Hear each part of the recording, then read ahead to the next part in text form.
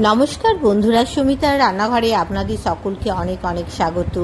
আজ আমি বানাতে চলেছি রুই মাছের তেল ঝাল।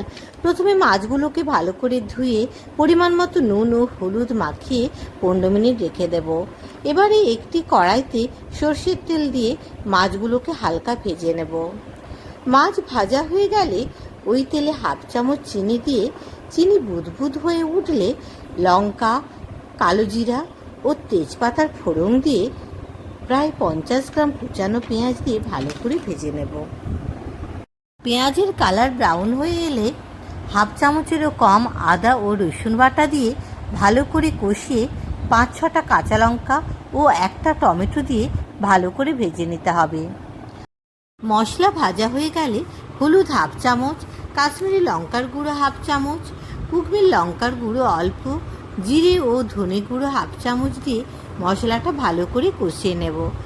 আমি এখানে কাঁচা লঙ্কা দেওয়ার জন্য গুঁড়ো লঙ্কা অল্প দিয়েছি। আপনারা আপনাদের মতো করে ঝাল দিতে পারেন। মশলা কষানো হতে হতে আমি সর্ষে বেটে সেটা ছেঁকে রেখেছি। ছেঁকে রাখা সর্ষে বাটাটাও দিয়ে দিলাম।